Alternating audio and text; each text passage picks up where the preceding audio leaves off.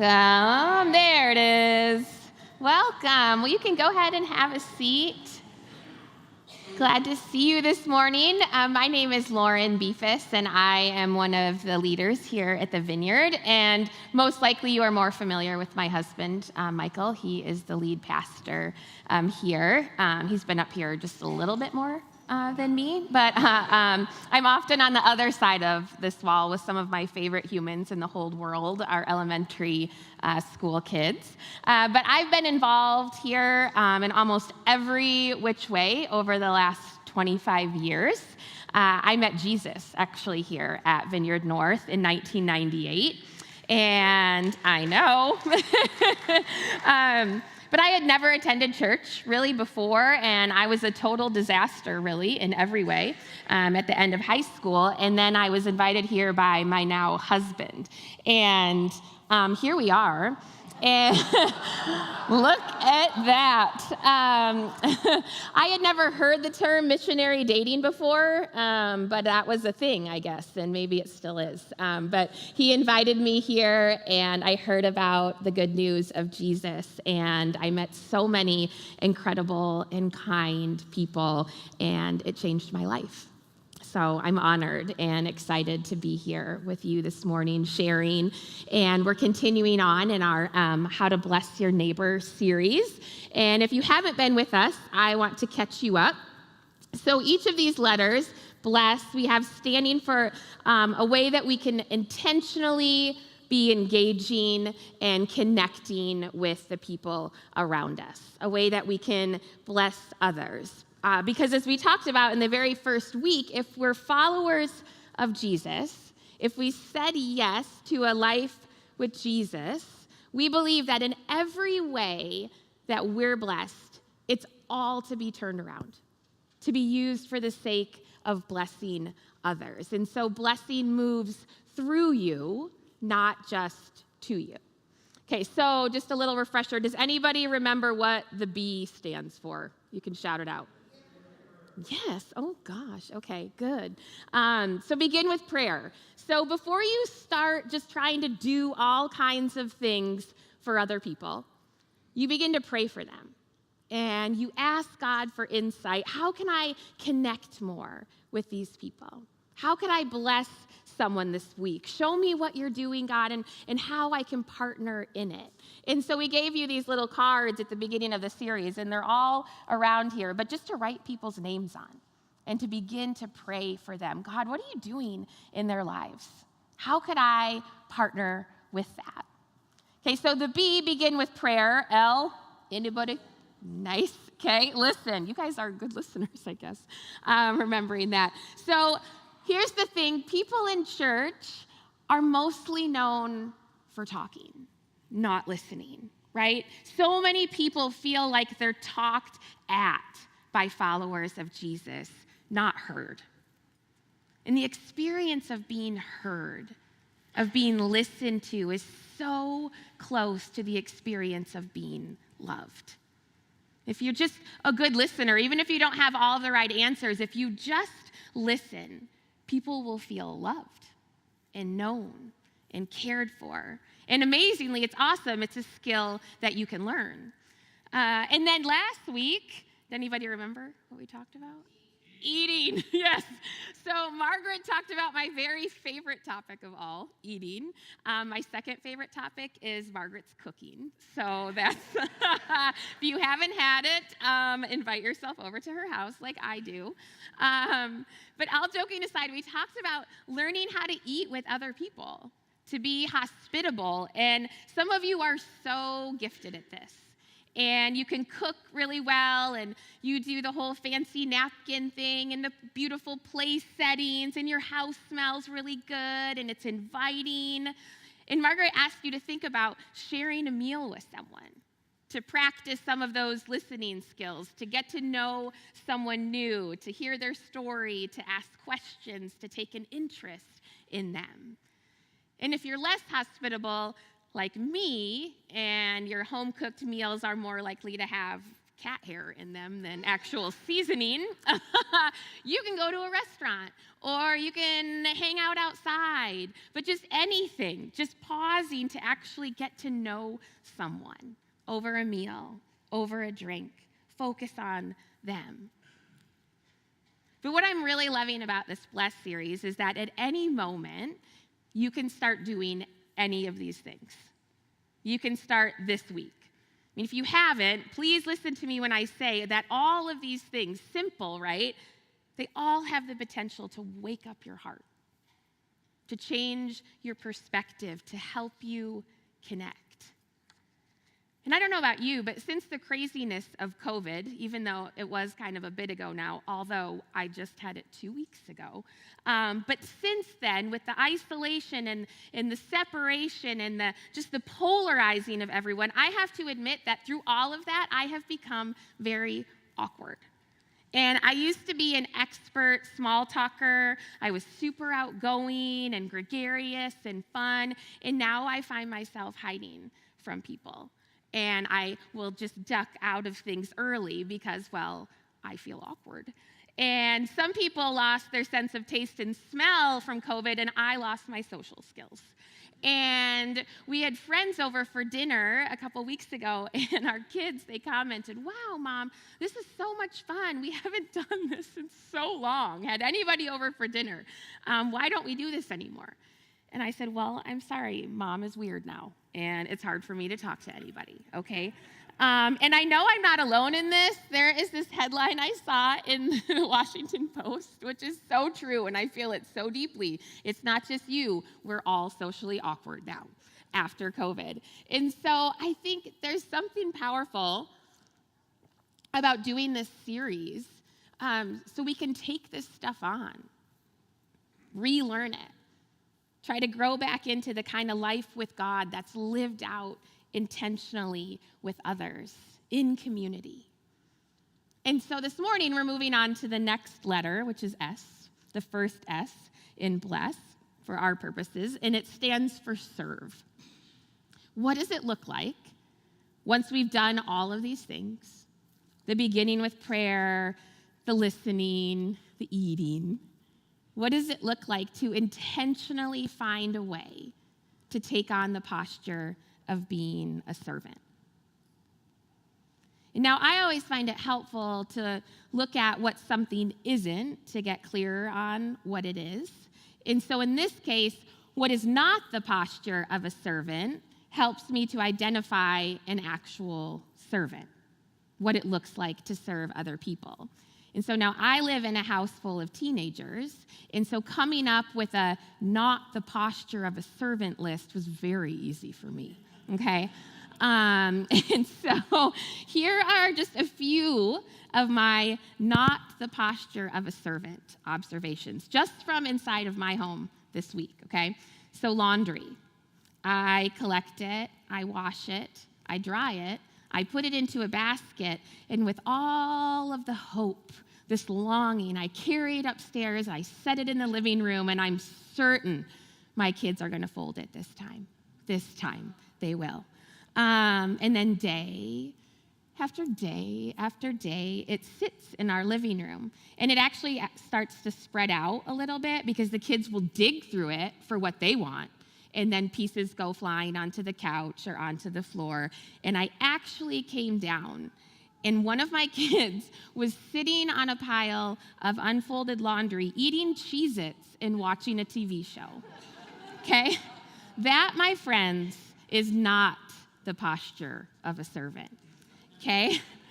Walking past dirty dishes, putting empty bottles back in the fridge, leaving dirty socks, wrappers, food, or anything on the couch or really anywhere in our house, not the posture of a servant. Complaining about dinner, ignoring the barking dog who hasn't been let outside, not the posture of a servant. Okay, so now here's something I'm a little embarrassed to admit. We have 3 cats. It's a lot. That's not the embarrassing part, though. I love them. So occasionally, cats have these really disgusting things called hairballs, and I will spare you all the details about it, but they will hack up a hairball in the most random places in our house. And so I will see one of these things on the floor, and I will intentionally leave it. And sometimes it's right in the middle of the floor. And I leave it, and I wait. And I will watch everyone walk by it. I will hear the kids comment on it as they walk by it. Oh, that's so gross. Okay. And I'm just getting madder and madder. Walking by a hairball and not cleaning it up, not the posture of a servant. Also, not the posture of a servant to silently judge and set your family members up to fail. Just saying. Now, I say these things with a lot of lightheartedness, and thankfully, our kids, they really do. They help a lot. But can you identify with some of these things? Or at least the heart attitude behind them, the posturing behind these things? Someone else will take care of it. I don't need to. I mean, these are just from inside of my house. Okay, so gosh, I mean, when I get into the car and I go to work or to the store or to travel, the tendency in myself, and I see it in others, to believe and live as if I came to be served, not to serve, is glaringly obvious everywhere, right? I mean, I didn't realize yesterday I was driving and there was a lane closure ahead of me. And so I had to merge a little late. And I can tell you from the mouth and hand gestures of the woman that I had to get in front of, that lady did not come to serve. She came to be served, okay? And then this, oh my gosh, okay, I read this on Instagram and I just had to share it. I met a woman outside the mall crying. She had lost $200. So I gave her $40 from the $200 I found. When God blesses you, you bless others. Oh my gosh. Not the posture of a servant. So here's the thing about all of this. The scriptures directly challenge this in us. This I came to be served and not served. The scriptures directly challenge us on this, and specifically in the life and the teaching of Jesus. We have a specific way that we see the world that's been formed by our culture, our community, our family, and just our own selfish, self-focused heart. And quite often, Jesus comes and he inherently challenges us to think differently about the world than just what comes naturally, what feels good. Jesus offers us a radical way of seeing the world differently. And so we live in a culture, right, that tells us the more power you have, the higher that you rise, the more wealth that you accumulate, the more that you get other people to serve you. If you get more successful or more, #blessed, then the more you get other people to do the things that you don't want to do. And then Jesus appears, and he shows us, he models for us a radical shift that can and will, if you let it, transform every aspect of your life for good. And so if you have a Bible, open it to John chapter 13. It's the fourth gospel right in the beginning of the New Testament, John 13. And there's this extraordinary scene here, and Kat read it earlier, but I'm going to go over it again. Jesus washing his disciples' feet. It's before the Passover celebration, starting in verse 1. Jesus knew that his hour had come to leave this world and return to his Father. He had loved his disciples during his ministry on earth, and now he loved them to the very end. It was time for supper, and the devil had already prompted Judas, son of Simon Iscariot, to betray Jesus. And Jesus knew that the Father had given him authority over everything, and that he had come from God and would return to God. So he got up from the table, took off his robe, wrapped a towel around his waist, and poured water into a basin.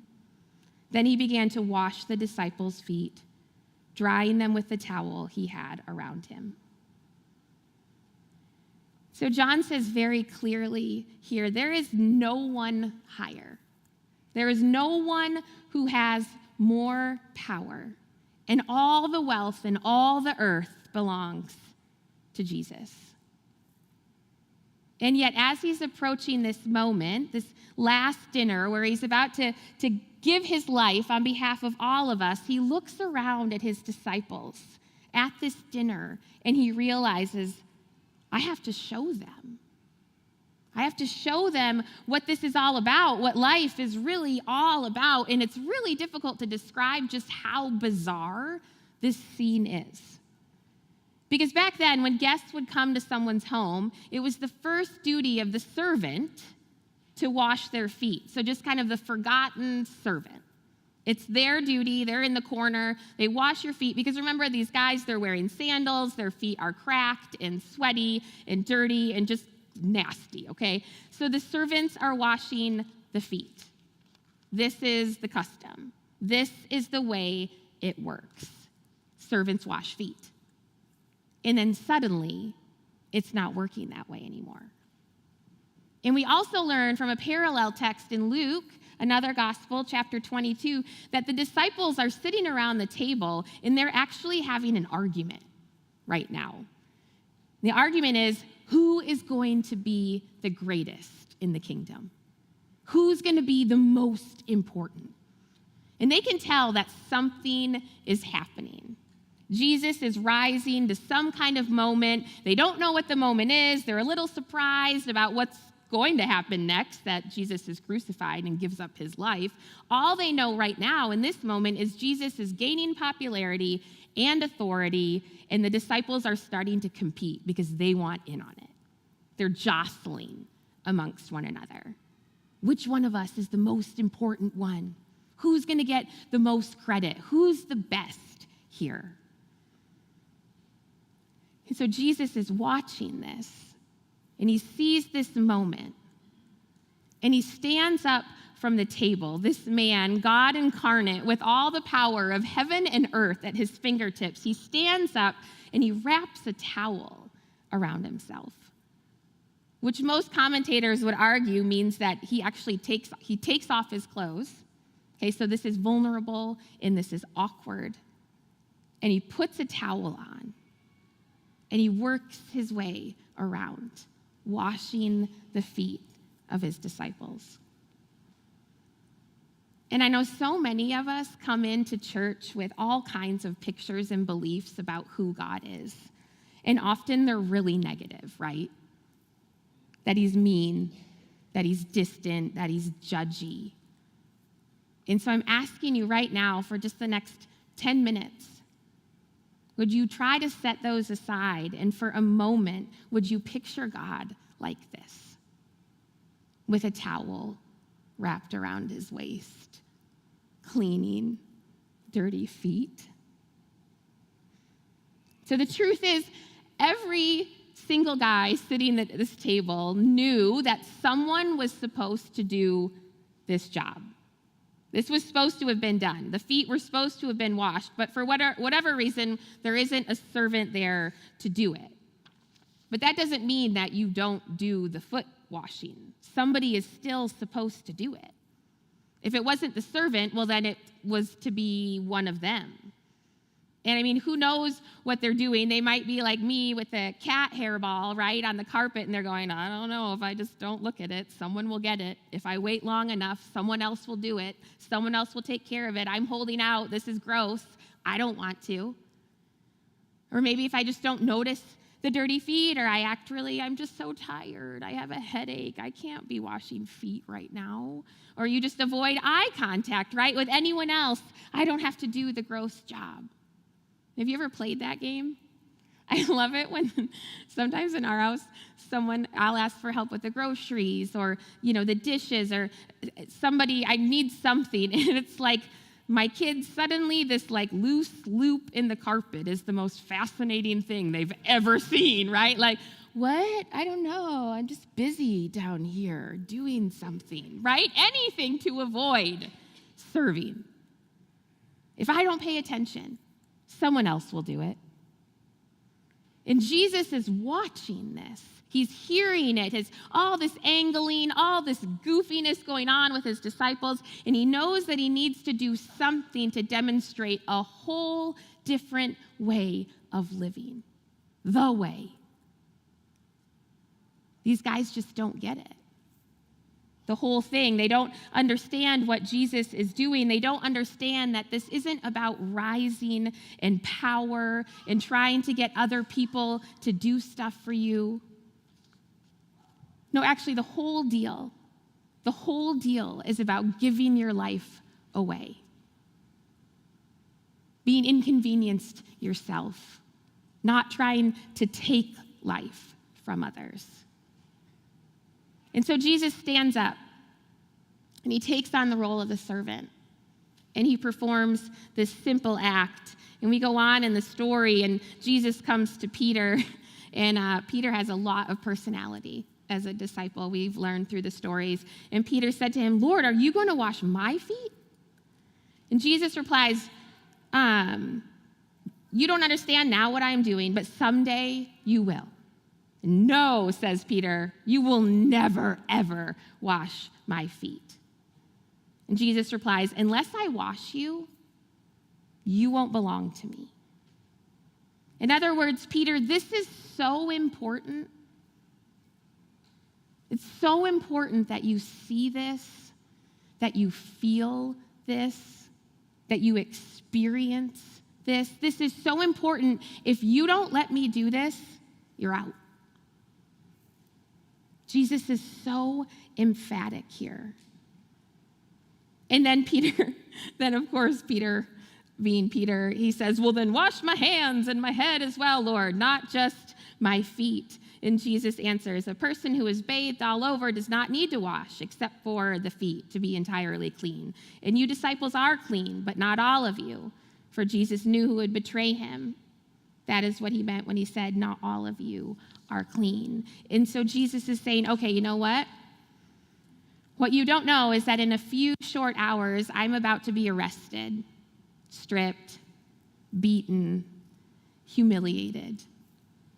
What you don't know is that I'm about to be tortured right in front of your eyes. And what you don't know is this small thing I'm doing, washing your feet, is simply a small picture, a tiny little picture of what I'm prepared to do and about to do for you and for everyone else.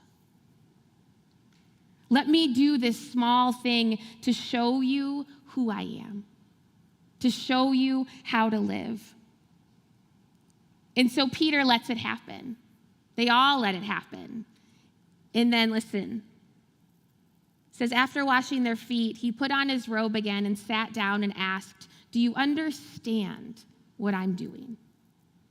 You call me teacher and Lord, and you are right, because that is what I am. You say that I'm powerful and have authority, and you should, because I do. This isn't me trying to tell you here, I'm just a lowly servant and I'm not that big of a deal. No, I am a big deal. I've come to set things in motion for the entire world to be made right. I'm exactly what you need. But it's because I'm a big deal and because I have all authority, I choose to show you something different." It says, "Now I, your Lord and teacher, have washed your feet. You also should wash one another's feet.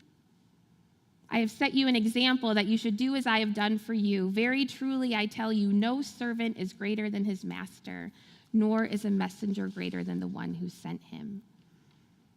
Now that you know these things, you will be blessed if you do them." The message is simple. If I've served you in this way, you have to serve other people in this way.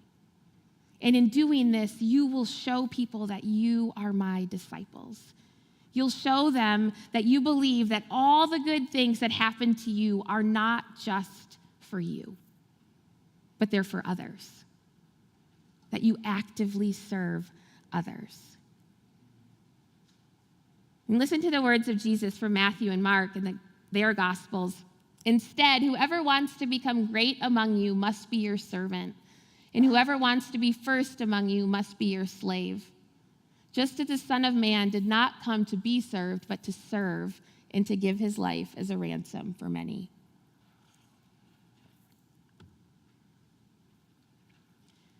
It's worth asking yourself, in your relationship with your spouse or roommate or parent or close friends, are you wearing a crown or an apron, a towel to serve a neighbor, a teacher, a coworker? In your office, at school, when you're at the gym, are you standing there as though everyone is here to serve me? You can't understand why people just won't do what you need them to do in order for you to feel better about you. Or do you believe fundamentally, foundationally, that because I am a follower of Jesus, in every room I walk into, I am asking, what can I do? How can I serve? What does it mean for me to care for and serve others in this place? Fundamentally, in a world that tells you that you need to do what you need to do for you and posture yourself accordingly, let me tell you, you will never fill that void.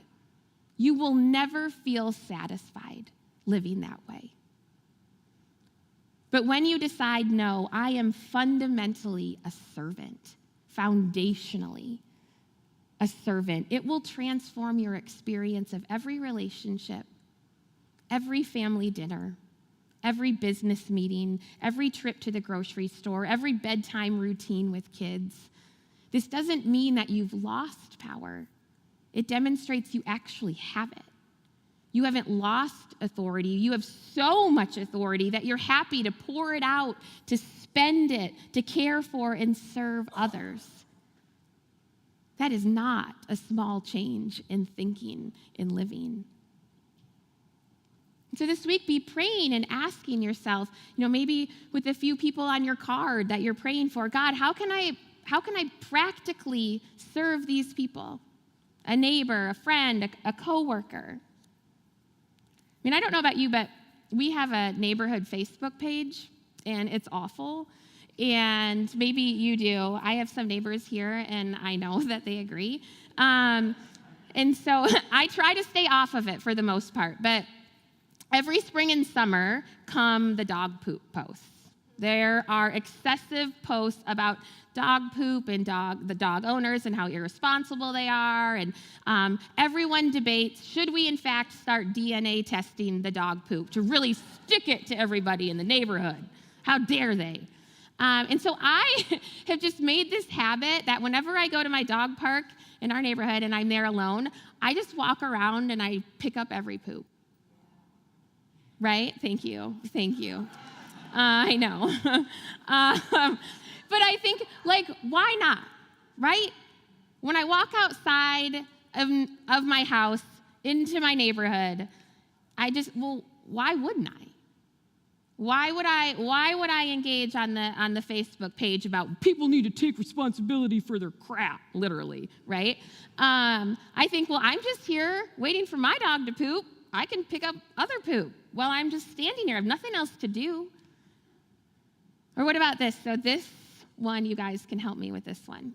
So I've had this dream for years at Aldi. That if you don't know about Aldi, go. But it's amazing. But you have to put a quarter to get your cart. Okay, you have to put a quarter in here. And so I have this dream that if I leave my quarter in there every single time, one day I will go and every cart will be full of quarters and no one will ever have to pay for a cart again. Right? Simple. A simple way to serve. And it hasn't been done yet, but all of us in this room, we could really start something. But every time I go, I always leave my quarter because I just think this is just a simple way to serve. And if we all did it, then no one would ever have to do it again. And here we are, not digging around in my, my car in the dirt underneath the seat trying to find a quarter. Or another way, I'm just sharing ways with you that I think, okay, this is how I've been trying to do this in my life.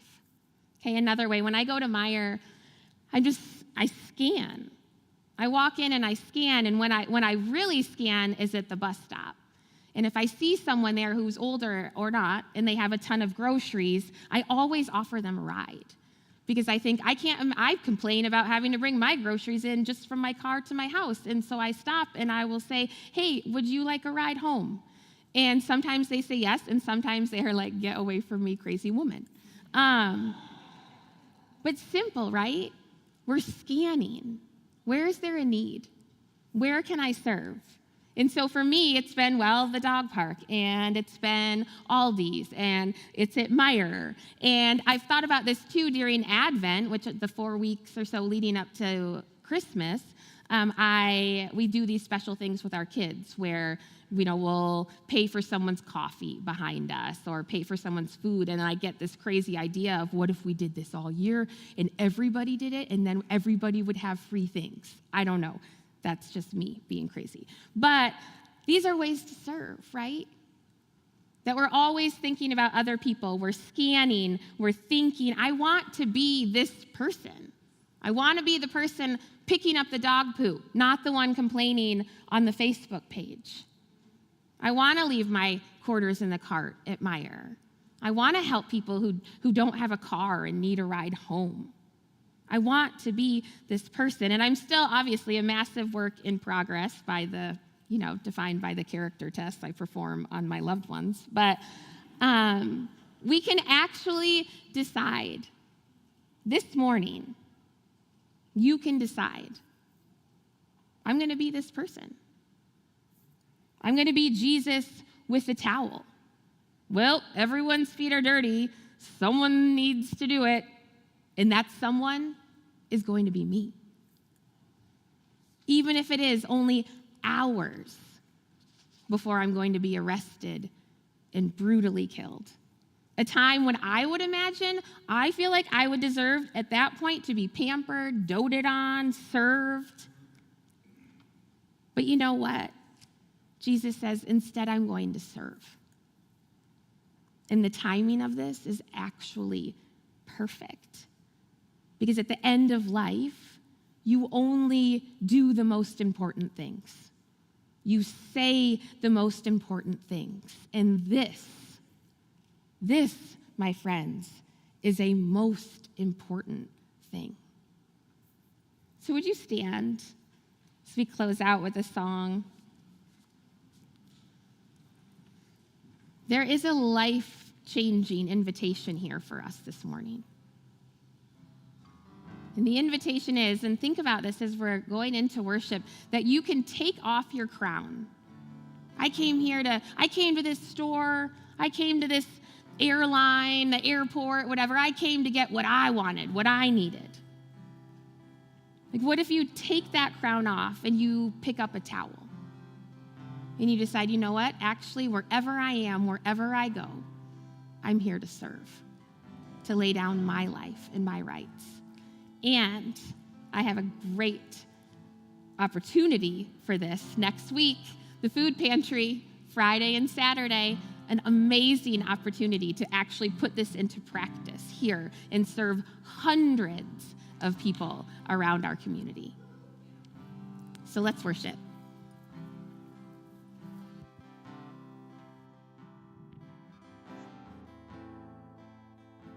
We're going to go ahead and just sing this song, I Speak Jesus. And while we're singing this song, I just want you to be aware of the amount of power and authority that you've been given as somebody who has been served and loved by Jesus.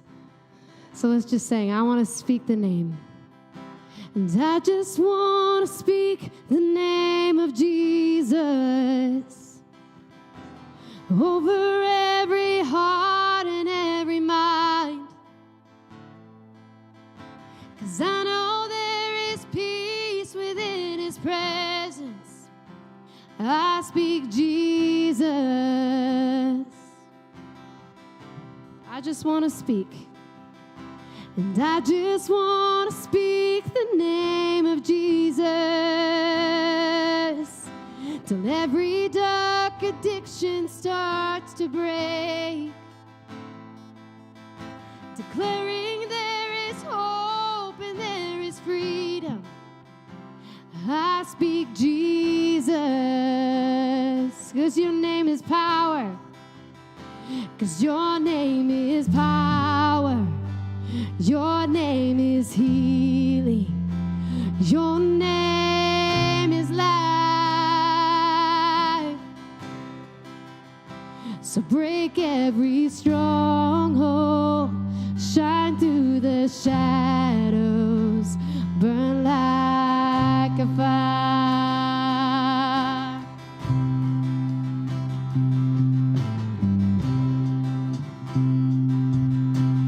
I just want to speak. And I just want to speak the name of Jesus over fear and all anxiety. To every soul held captive by depression, I speak Jesus. 'Cause your name is power. Your name is power. Your name is healing. Your name is life. So break every stronghold, shine through the shadows, burn like a fire. Oh, your name is power. Your name is power. Your name is healing. Your name is life.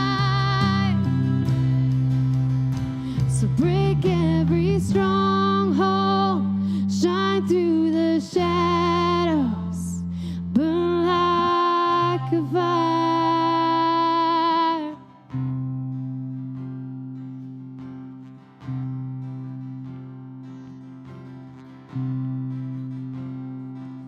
Shout Jesus from the mountain, Jesus in the streets, Jesus in the darkness over every enemy, Jesus for my family.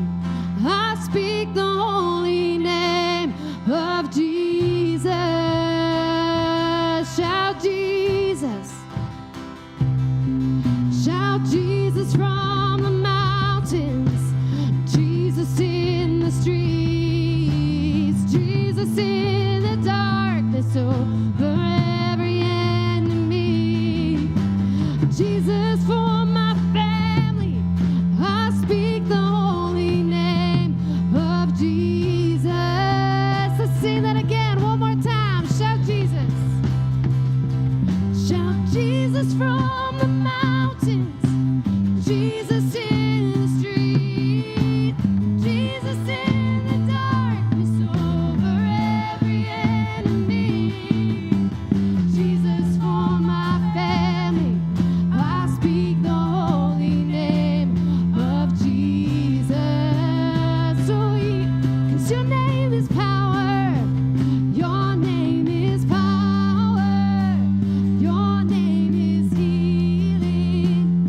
Your name is life. Break every stronghold, shine through the shadows, burn like a fire. Oh, your name is power. Your name is healing. Your name is life. Oh, break every stronghold, shine through the shadows, burn like a fire. Yes, Jesus, let us not forget. You have done all of these things. You are all of these things in the world. Let us not forget that this is also the same thing that you have passed on to us, Lord. The same authority, the same power to be able to bring healing, to be able to set the oppressed free, to be able to bring light into dark places, to bring love to places where they're consumed with anger or frustration or darkness, Lord. We thank you that this is who you made us to be, and that we feel more like ourselves when we are doing these things than anywhere else. I think the invitation here for us, I think there are several. And I was thinking, I want to say, this isn't burdensome and this is really easy, but it's not. This is hard work, serving people and being the one that's scanning the room, or when you go to the store, it's inconvenient. But so I don't want to say that this is hard work, but we're doing it trusting that this is where life is, right? Jesus said, follow me, do what I do, serve like I served. And I know from following Jesus and the ways that he's worked in my life that he truly is the way, the truth, and the life. And so honestly, whatever he says, I'm all in. And I see the fruit of that. I see the fruit of it in my life when I take the posture of a servant versus I came here to get what I want, what I need. I've seen how that works from the way that I've acted and other people. And so the invitation is, I guess, are you ready to do the work? Are you ready to serve? Are you ready to pick up a towel, to put on an apron and serve? When you walk out of your house, when you walk inside your house, when you get in your car, wherever you are at work, to scan everywhere. How can I help here? How can I serve here? Our God laid his whole life down for us. He was killed for us, embarrassed, humiliated for us. I can pick up this shirt that fell off the rack at Meijer to help out a worker. And so I'd like to invite our prayer team to come forward. Just if, you really feel like, man, this is just stirring in my heart. I do want to be more like this. Then come up and get prayer. We really believe, I've seen it, I've experienced it in my life, that God is alive and at work, and he answers prayers, and he does crazy things all the time. They're shocking to me still. And so come up for prayer for that. And then, if there are relationships too, I think it can be very difficult to have this attitude in. If there's just a sticky point in your life where you think serving at work is killing me, or this is really hard in this area, come up and get prayer for that. Just ask God for help. And then we gather before the service to pray for all of you and ask God, hey, what would you want to do here? And so some of the things that came today as we were praying, and we believe that we can hear God speak, and it's just the breaking chains. If somebody feels just heavy, that you feel kind of shackled walking in here today, like, I just can't break this off of me, that you would come and get prayer. And that you got prayer last week, and the feeling was, you need to come up again. God is not done, which I love, and that could be us, all of us, every week. If someone was been in a car or work accident and you messed up your leg or your foot, that God would maybe, possibly, will heal that today. And then also that someone had a picture of a caterpillar, kind of mid-transformation, like, oh man, I really feel like I'm changing and growing, and I am stuck. I'm stuck here, and I want more. That you would come up for prayer. And then also I love this, someone said, I just have a picture of a dolphin in the ocean swimming, and just the freedom. And there were a bunch of them together, like they're connected, and there's joy to be found today. And if you've ever seen a dolphin in the ocean, you know what that looks like. And that is actually, God has that for us. That's what life can look like for us. And so, yeah, I'm so honored to be able to share with you today, and thank you so much for coming, and go out and do the work this week. Serve and love and pick up your towel and get it dirty. And we'll see you back next Sunday.